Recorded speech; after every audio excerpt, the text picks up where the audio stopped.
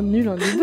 Oui, vraiment, j'ai aucun talent. Vas-y, toi. Ah non, moi, j'essaye même pas, je sais que je suis nulle. Tu vois, c'est un des trucs que j'essaye et dont la peur de l'échec ne m'impacte pas finalement.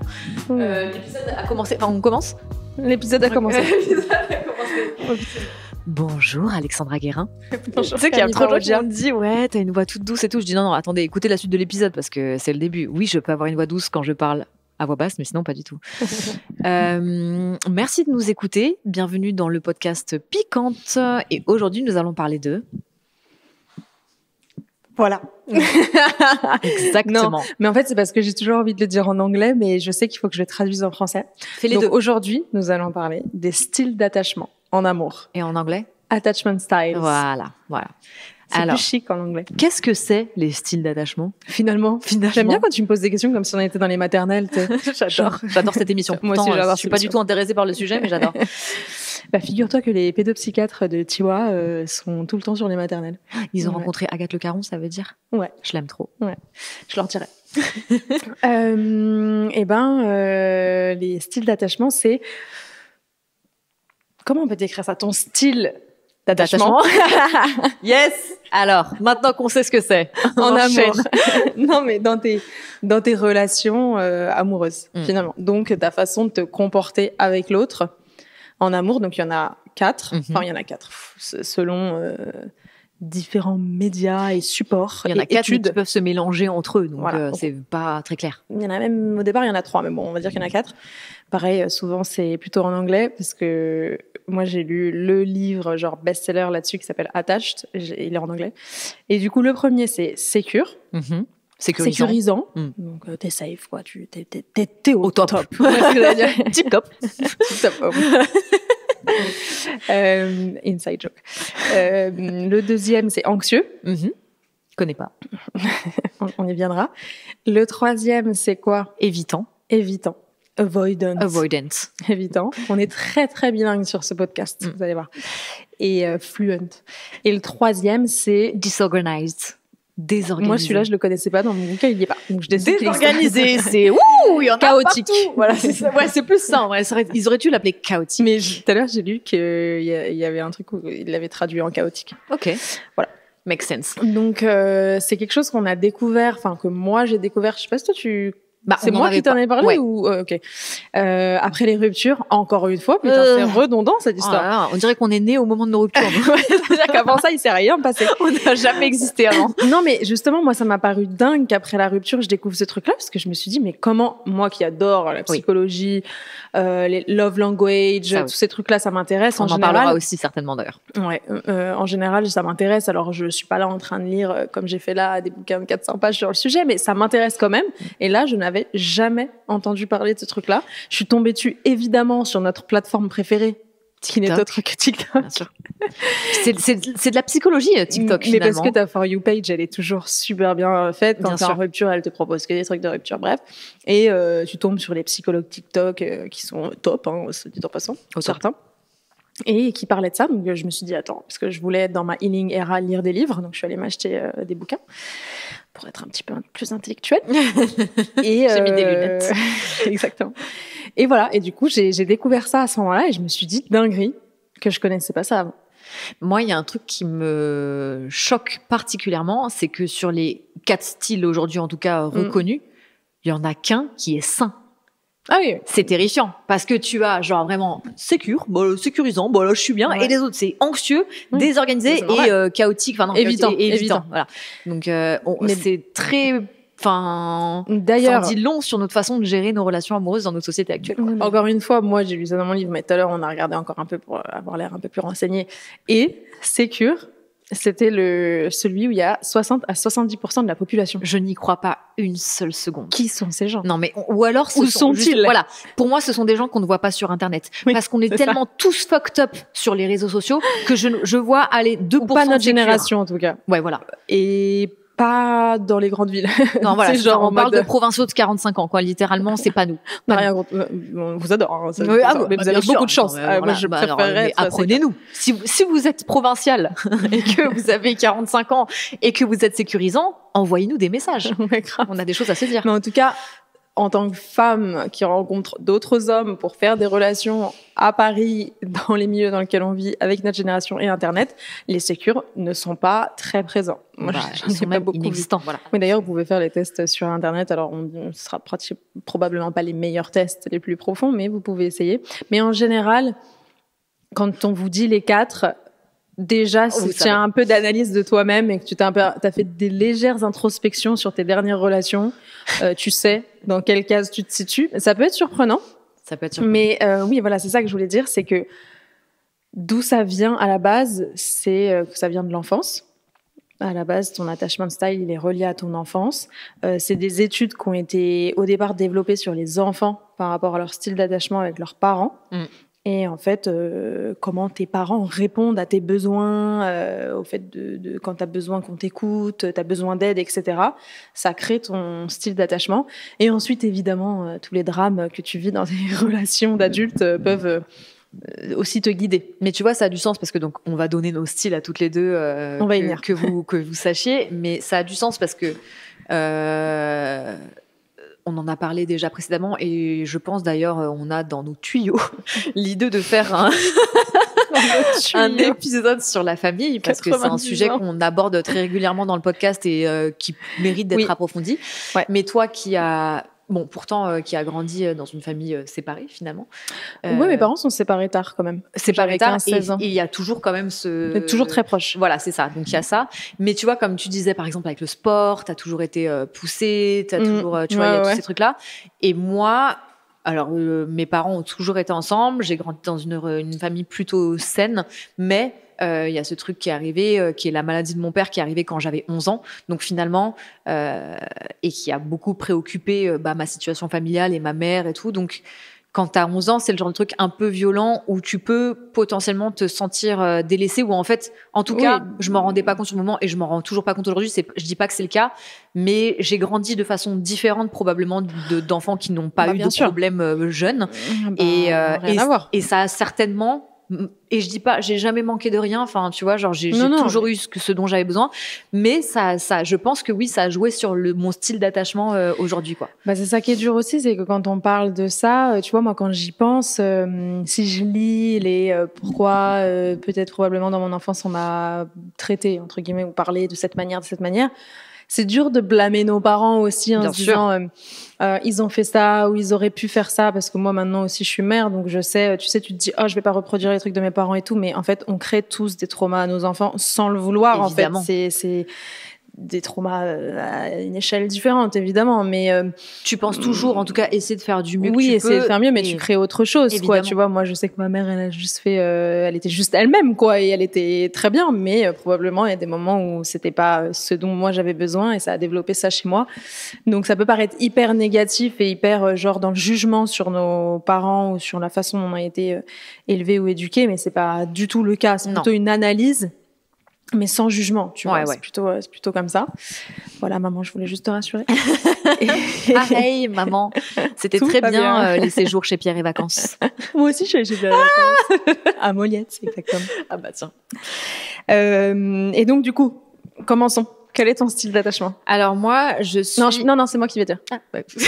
Waouh, ok. On va voir. Non, mais moi, je savais avant que tu fasses le test et j'avais raison. Que son style d'attachement, si vous avez écouté les autres podcasts, et n'hésitez pas à aller écouter les autres, le style d'attachement de Camille, c'est évidemment anxieux. Voilà, tout est dit. Surprise! Hey! What? Mais non. Et celui d'Alexandra, le premier en tout cas, parce qu'après, il y a toujours un sous-jacent. Oui, parce que évidemment, en fait, je sais pas, par exemple, si tu réponds à 50 questions, tu vas en avoir 10 dans cette case, 20 réponses dans cette case, tu vois, et ainsi de suite. Moi, ils m'ont dit que c'était quoi le second plus? Toi, t'es pas que anxieuse, genre t'as pas 100% de tes réponses dans l'attachement anxieux. Non. Sur 50 questions, encore une fois, tu dois en avoir peut-être 35 dans anxieux, donc c'est la majorité. Oui. Puis ensuite, ça c'est voilà. Et celui d'Alexandra, si pareil, vous avez pu écouter nos épisodes précédents. Mais attends, tu vois ce que je veux dire, parce que mon premier... C'est sécure. Ah, c'est sécure. Bah attends, c'est partie de l'élite. Mais elle est non parce que vous êtes les plus nombreux finalement apparemment. Donc moi je fais partie de l'élite. Hey les anxieux, wouh, on est rares, les Pokémon légendaires. Mais et toi c'est sécure avec une petite tendance à l'évitement quand même. Ouais. Moi c'était c'était sécure et désorganisé. Chaotique, comme on le nommera désormais. Ce qui finalement, quand tu t'y intéresses, parce que moi du coup ça m'a passionné pendant la rupture et ça me passionne toujours, je trouve ça toujours super intéressant parce que pour plein de raisons en fait. Déjà ça permet de mieux te comprendre parce que quand tu lis, t'es souvent genre oui, c'est vrai. C'est moi. C'est tout à fait moi. Tu te reconnais vachement et ça valide aussi parfois certains de tes comportements, même si ça veut pas dire qu'ils sont OK, tu vois, mais toi, tu te sens légitime. Tu te dis, tu vois. Ouais. Je savais bien que il y avait un truc, tu vois. Il y a ça. Il y a aussi, après ça, normalement, le fait de vouloir t'améliorer ou de vouloir voir les choses autrement ou, tu vois, voilà. Comprendre l'autre. Parce que le fait de comprendre le style d'attachement de ton partenaire, ça te permet de comprendre un peu vos interactions, souvent vos engueulades, vos problématiques, etc. De comprendre aussi parfois quand ton couple ne va jamais fonctionner, du coup. Ouais. Parce que si on peut, c'est un grand mot, mais si on peut donner un exemple, c'est anxieux et évitant ensemble. C'est souvent super difficile parce que l'anxieux il a besoin d'être rassuré constamment. Exactement. Et l'évitant il va plutôt être dans le mutisme et avoir besoin d'espace. C'est ça. Donc forcément un anxieux qui demande à un évitant de l'aide, c'est comme patauger dans la semoule. C'est ça. Donc ça te permet, si tu veux, parce que probablement tu t'aimes très fort, peut-être aller faire une thérapie de couple ou tu vois te faire aider pour essayer de te comprendre mieux et trouver des solutions. Mais du coup, moi, je trouve que c'est pas mal quand même de connaître son attachement, son style d'attachement, surtout à nos grands âges. Dire, il était temps de s'y intéresser. C'est vrai. Toi, t'as jamais vécu ça, par exemple ? En fait, moi, j'ai eu la chance, entre guillemets, en tout cas, sur mes 4 dernières relations auxquelles je pense avoir eu la chance d'être tombée sur des sécurisants aussi. Où, déjà, ça concerne quand même beaucoup d'hommes, je pense. Parce qu'ils n'ont pas tous ces... Enfin, non, c'est pas juste de dire ça. Mais ils sont peut-être moins... Comment je pourrais dire, putain, sans que ça blâme une catégorie de personnes. Mais peut-être un petit peu moins dans ce truc d'introspection, de réfléchir constamment, d'être dans l'overthinking, tous ces genres de choses. Donc moi, j'ai souvent été avec des mecs qui avaient confiance en eux et qui du coup avaient confiance en moi. Enfin, tu sais, ça découlait un peu sur la relation. Et de toute façon, quand c'était pas moi qui les faisais fuir, c'était moi qui partais. Enfin, c'est d'ailleurs la majorité du temps ce qui se passe. Donc, le temps de la relation, ça se passe bien parce que je sais que je suis le problème et je sais que ça vient pas de l'autre et que c'est à moi de. Mais comment ça se manifeste chez toi, l'attachement anxieux, du coup ? Alors, comme tu le disais, déjà, j'ai un besoin constant d'être rassurée sur absolument tout, finalement, que ce soit physique ou non.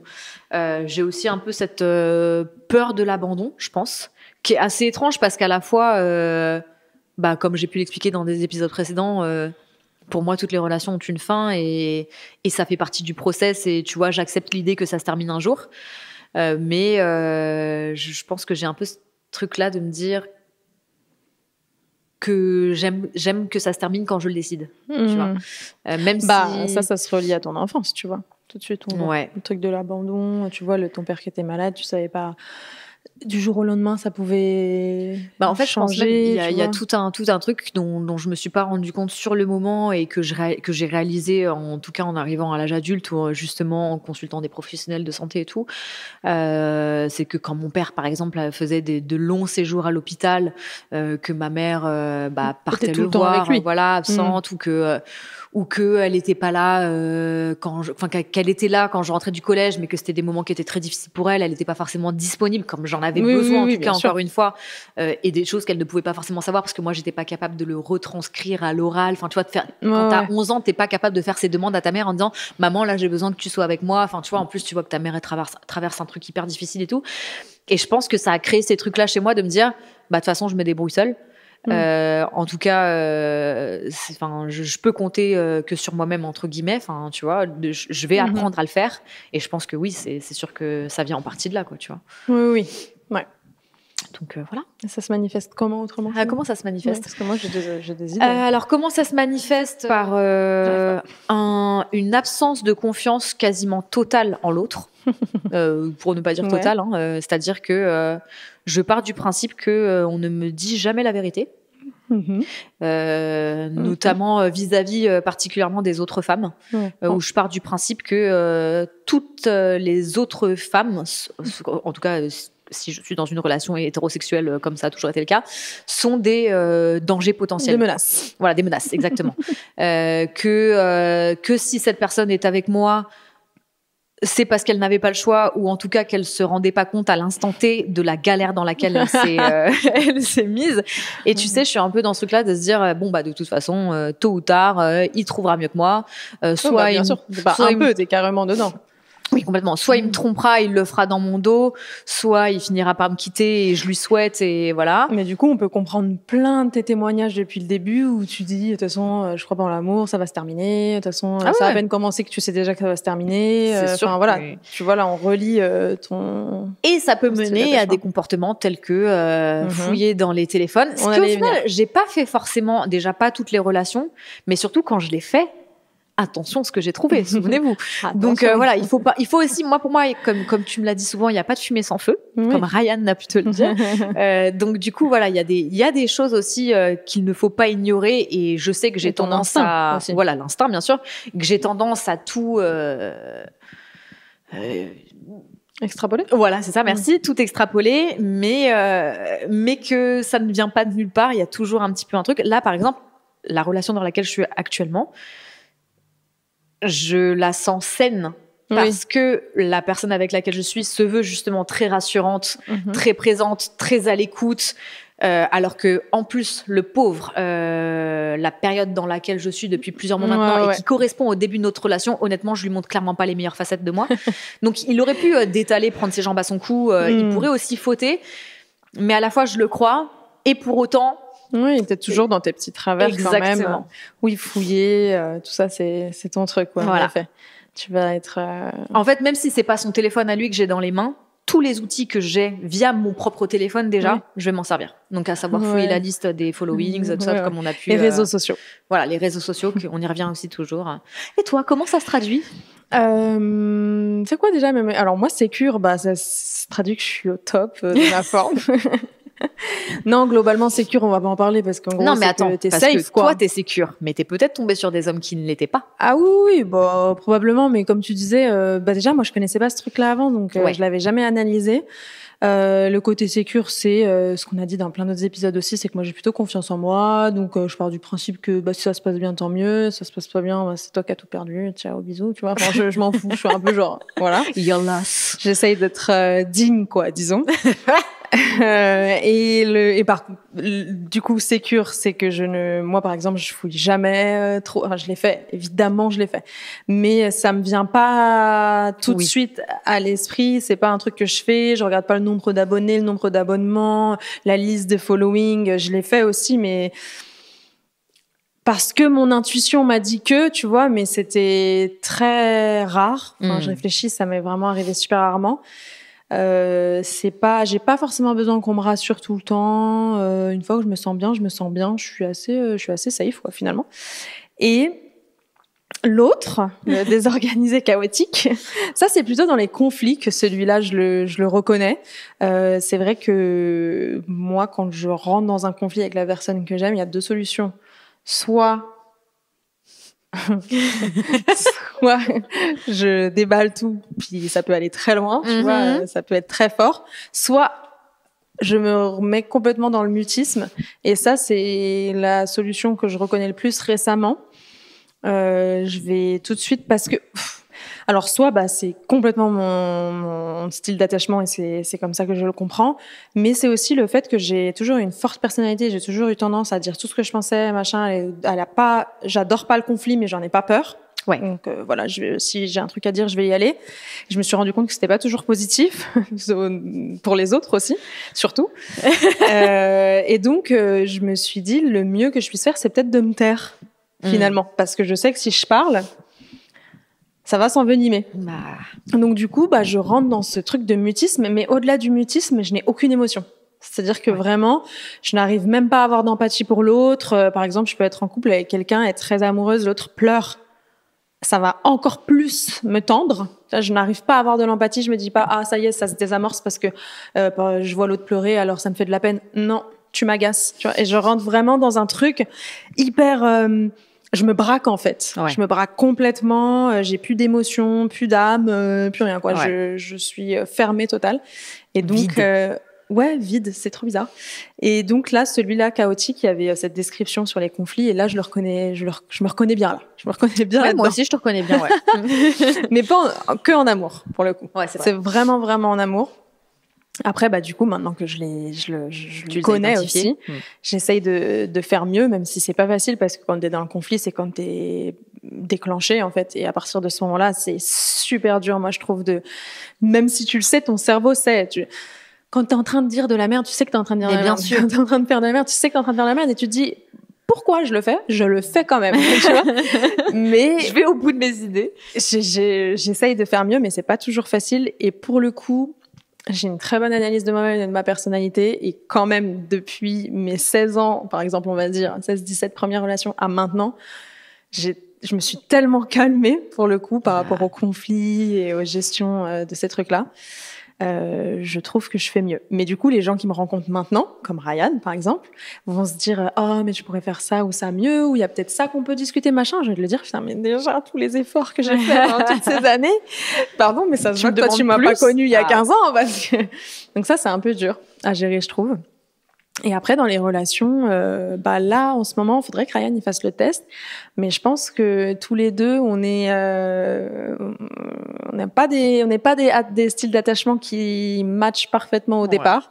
Donc, mais je pense qu'on en avait pleinement, sans parler de ça précisément, on en a beaucoup parlé. Je pense qu'on a pleinement conscience que sur la gestion du conflit, en tout cas, nos styles d'attachement, ils sont pas compatibles, donc on est parti pour travailler là-dessus, quoi. Et c'est drôle parce que je pense que hyper important. Sans être dans le même style d'attachement, toi et moi, ou encore Ryan, mon mec, je pense qu'on a la même façon de gérer, où moi aussi je vais me terrer dans le silence et devenir une pierre.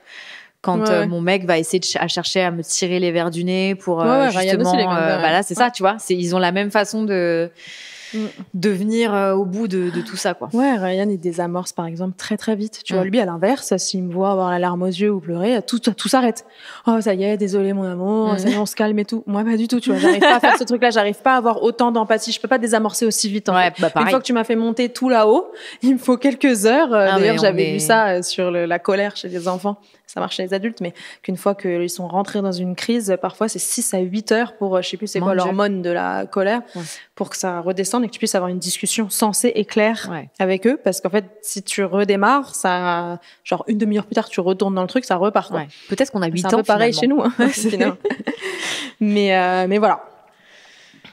Mais tu vois, c'est marrant parce que je pense que moi, lié à mon enfance, j'arrive pas trop à lier.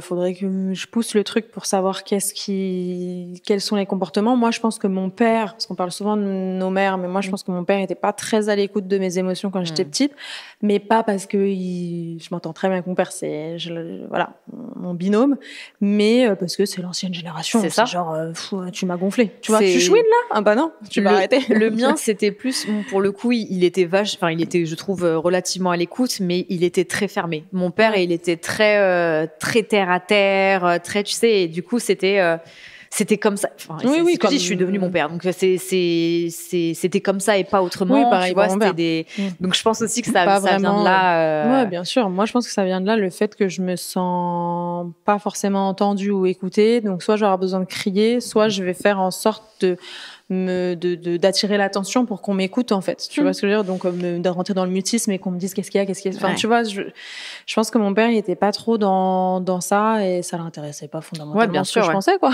Tu vois, genre. Bon, t'es vivante, c'est bien, quoi. J'avais tort et c'est tout. Et de toute façon, même maintenant, parfois, il rigole en me disant ça, mais il le pense vraiment, il part du principe que j'ai tort. Donc, voilà. Et tant que je prouve pas que j'ai raison. Oui, t'as tort. Bien sûr, je suis ton père. Donc, voilà. Mais tu vois, je trouve qu'au-delà de l'enfance, il y a aussi les relations amoureuses que tu vis qui peuvent impacter, tout ce que tu vis plus tu vieillis. Et moi, j'ai toujours eu, je pense, sécure, parfois j'ai pensé être un peu évitante, mais apparemment non, donc probablement chaotique. Et à une période de ma vie, donc post-rupture encore, quand j'ai rencontré Ryan, j'étais hyper anxieuse. J'étais anxieuse en amour, mais lunaire, genre je ne me reconnaissais pas. Et ça me terrifiait parce que du coup, j'avais l'impression d'être pas du tout moi-même, c'est-à-dire fouiller les abonnements, aller sur Instagram, checker les localisations, machin, des dingueries que même moi, que j'étais en train de le faire, je me disais, mais t'es qui, tu vois? Les temps de réponse, oui, des je messages. chouinais dès qu'on m'avait pas répondu au bout d'une heure et demie, 2 heures. Ryan, je sais que tu nous écoutes à chaque podcast, mais il le sait. Et du coup, lui, au départ, comme ton mec avec toi, il était très rassurant, il était toujours derrière moi, toujours en train de me faire. Enfin, du coup, ça m'a aidé à aller dans la relation. Il fait, maintenant, on est ensemble et voilà. Mais du coup, souvent quand on en parlait, je lui disais ça c'est pas moi, tu sais, genre c'est pas du tout ma personnalité de fouiller dans les téléphones et tout. Puis il me disait comme tous les mecs, genre non mais t'inquiète. Puis dans sa tête il se disait comme toutes les meufs, c'est toi. Comme toutes les meufs, elles se disent c'est pas toi qui fouille dans les téléphones, mais toutes les meufs fouillent dans les téléphones. Et maintenant que je suis redevenue moi-même, c'est-à-dire que je suis plus du tout anxieuse, j'ai récupéré ma personnalité, mais c'est pas que j'avais perdu, c'est juste que la rupture était tellement violente et tout que en fait, après, j'avais plus du tout confiance en l'amour, ni en relation, ni à l'autre. Donc après, c'était compliqué pour moi d'aller dans un nouveau truc, bref. Et du coup, maintenant que je suis devenue moi-même, parfois, il me dit, ça me manque un peu quand tu chouinais quand même. Tu sais, genre, c'est vrai que finalement, quand tu me disais que c'était pas toi, c'était vraiment pas toi. Et du coup, c'est dur pour lui parce qu'il m'a connue comme ça. Bien sûr. Donc, parfois, il reconnaît même pas mes comportements, tu vois, il se dit parfois il me trouve distante, tu vois. Il va me dire t'es un peu distante là récemment, il y a un truc, je dis non, pas du tout, c'est juste que en fait, moi je suis comme ça à la base, hyper safe, je suis amoureuse, tu m'aimes, on s'aime, c'est hyper sain, j'ai 100% confiance en toi, je check jamais rien, les abonnés, les abonnements et tout, je m'en fous complètement. Je suis genre vraiment parce que Ryan me le rend bien. Ouais, bien sûr. Il me fait me sentir super safe. Donc parfois lui, il a l'impression que il me dit j'aime bien quand t'es un peu en demande quand même, tu vois. Je suis genre ok. Ouais. Alors que tu vois à l'inverse, moi quand on s'est rencontré avec mon mec, du coup j'étais un peu dans cette phase où vu que j'étais sur les applis, que je me faisais à l'inverse courtiser à droite à gauche et tout, voilà, j'étais Beyoncé et que très vite. Je lui ai dit, je te préviens, je ne suis pas cette fille-là. Enfin, si je suis quand je suis célibataire, mais moi, en vrai, je suis zinzine. Donc, justement, ça a été littéralement l'inverse. Je l'ai prévenue en disant, là, tu vois une meuf pleine de confiance en elle, super positive, grave marrante. Non, je suis une grosse dépressive qui déteste tout le monde et qui, voilà, ne te fie pas à cette première image que tu peux avoir de moi, quoi. C'est, ouais. J'aurais préféré le faire dans ton sens.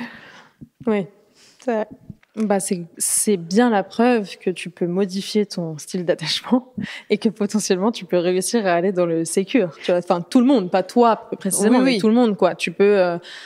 C'est pas bon, c'est lié à l'enfance principalement. C'est de là que viennent les études, etc. Mais je pense que les relations aussi que tu vis au quotidien, la relation face à qui tu te trouves, peut aussi vachement influencer ton comportement.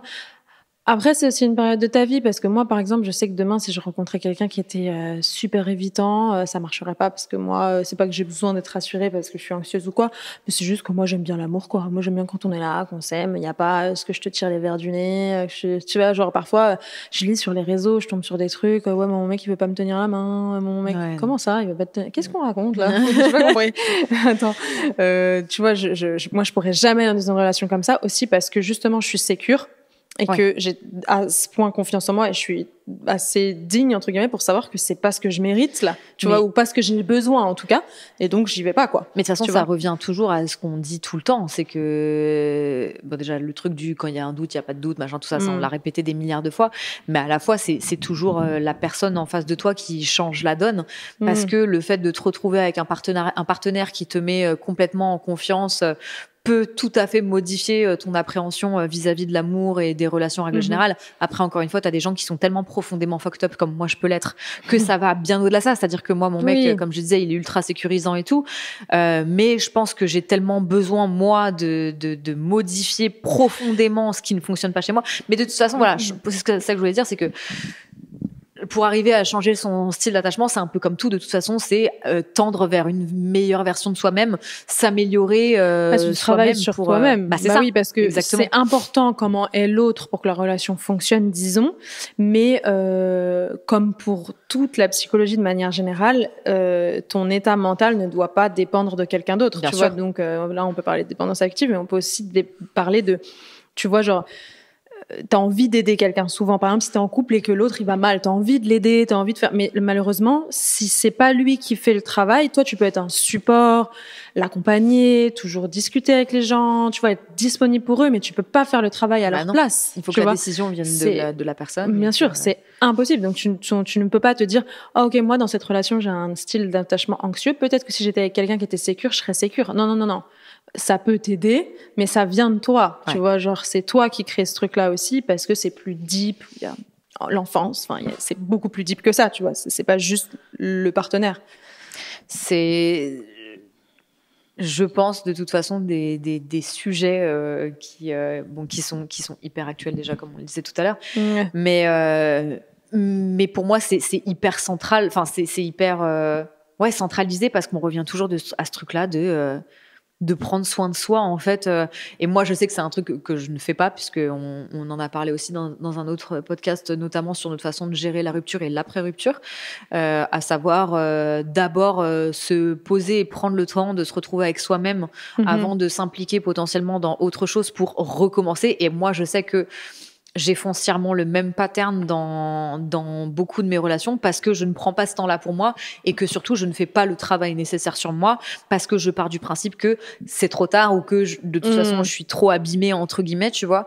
Et comme on en a parlé, alors que non, mais que comme on en a parlé qu'une majeure partie vient de l'enfance, tu sais, j'ai un peu ce truc-là dans ma tête de me dire bah ça je peux pas revenir dessus. Tu vois, je veux dire le mal est fait. Non, mais en fait c'est ça le truc, c'est que t'as plein de traumas où on pourra, toi ou tout le monde, on a tous des traumas, on peut pas revenir dessus, mais on peut apprendre à vivre avec, tu vois, on peut apprendre à vivre avec autrement, de la bonne manière, les appréhender de la bonne manière, parce que parfois ils ressurgissent, tu sais, pour des triggers, des trucs comme ça, mais du coup les vivre parce qu'en fait, tu vois, genre par exemple, ça me fait penser, aucun rapport ce qu'on est en train de dire, mais je vais le dire quand même, ça me fait penser j'avais fait une thérapie moi juste après la grossesse parce que j'étais traumatisée par ma grossesse et la première chose que la psy m'avait dit, qui était une psy spécialisée psychiatre dans les traumatismes, elle m'avait expliqué, je sais pas les termes techniques, je suis pas médecin, mais elle m'avait expliqué que les traumatismes, c'est pas un souvenir. Un traumatisme, c'est quelque chose qui reste dans une partie de ton cerveau, je sais pas laquelle, qui est bloqué à cet endroit-là et qui n'a pas de temporalité. Ouais. Ça veut dire que s'il n'est pas géré, c'est-à-dire avec des psychiatres ou peu importe comment tu le gères, mais s'il n'est pas géré et qui, du coup, ne s'en va pas dans la case souvenir, justement,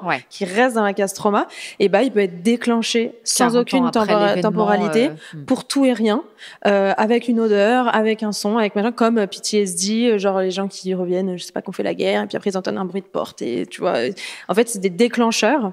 Voilà, c'est ultra violent, mais, et donc, si tu ne bosses pas dessus, il peut être, voilà. Et moi, c'est ça que je veux dire, c'est que, ok, c'est arrivé, mais tu pourras pas le changer, mais ton enfance, tu pourras pas la modifier, mais on peut travailler avec pour que tu vives mieux, tu vois. Ouais, c'est sûr.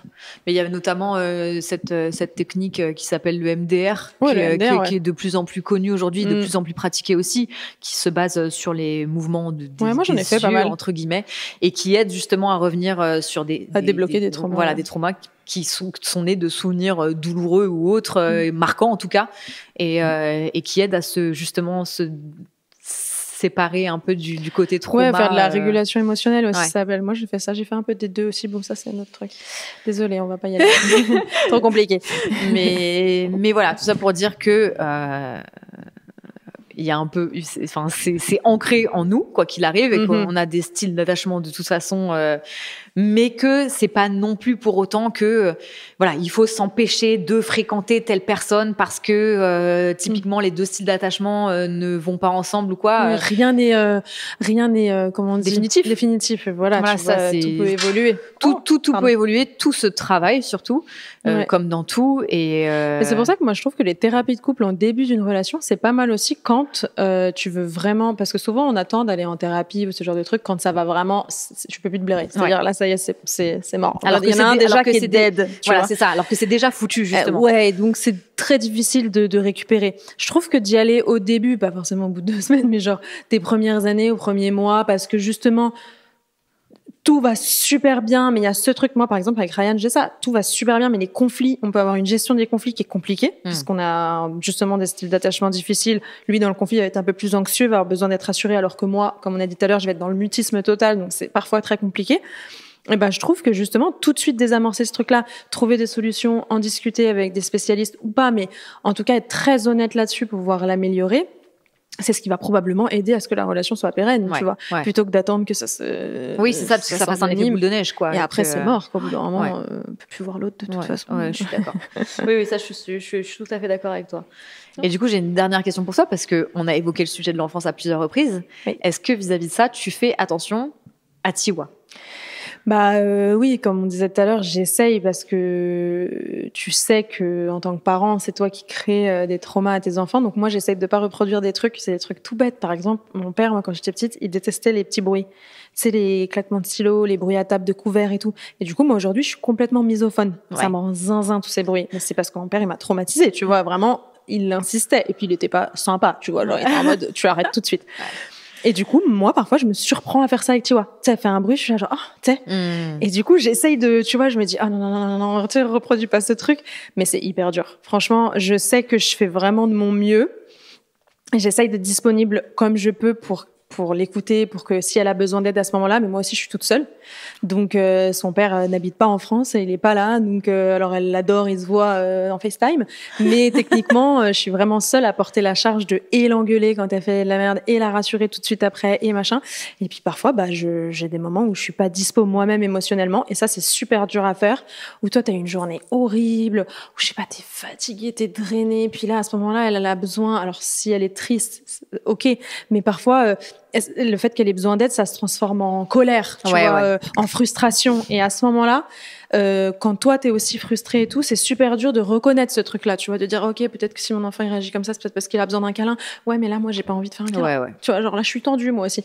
Donc ça, c'est très dur. Franchement, j'essaye de faire de mon mieux. Souvent, sur le moment, c'est dur de réagir tout de suite. Mais après, souvent, j'analyse. C'est derrière 15-20 minutes, toi, je te l'ai déjà dit, je culpabilise, je lui ai mal parlé ce soir, alors que peut-être que machin, bon. C'est pas facile, mais ouais, j'essaye. Franchement, j'essaye au mieux, mais je sais que comme tous les parents, malheureusement, je vais lui créer des traumas, voilà. Pardon, par avance. D'ailleurs, tout à l'heure... Si tu regardes cet épisode dans 10 ans, pardon. Tout à l'heure, elle m'a dit, j'ai vu parce qu'elle a vu qu'on était sur YouTube. Et donc là, elle me dit, maman, tu vas être encore sur YouTube? Je lui dis, ouais. Elle me dit, oh là là, elle m'a cité, je sais pas, quel YouTubeur super connu qui fait des vidéos drôles et tout. Je lui dis, non, pas tout à fait le même style, mais elle était trop contente. Donc peut-être qu'un jour, elle me regardera. On lui souhaite, parce que tu vas passer d'excellents moments vu qu'on est super gay finalement. Et qu'on parle beaucoup de toi. Ouais, on parle beaucoup de toi, c'est vrai. Voilà. Je crois que c'est pas mal. On a fait à peu près le tour. Dites-nous quels sont vos styles d'attachement. Faites des tests. Ah ouais, grave, ça nous intéresse d'avoir vos réponses. Si vous avez découvert quelque chose. Est-ce qu'il y a des sécures parmi vous déjà? Parce que moi, c'est ça que je veux savoir. Parce que s'il y a vraiment 70%, vous êtes censés vous manifester en nombre. Donc, j'attends de voir. Mais faites les tests, donnez-nous vos réponses. Et puis, écoutez, à bientôt. Ouais. Merci de nous avoir écoutés. Et puis, à la semaine prochaine. C'était Piquante, le podcast de Camille et Alex, qui est produit et réalisé par Benjamin Septem-Ours.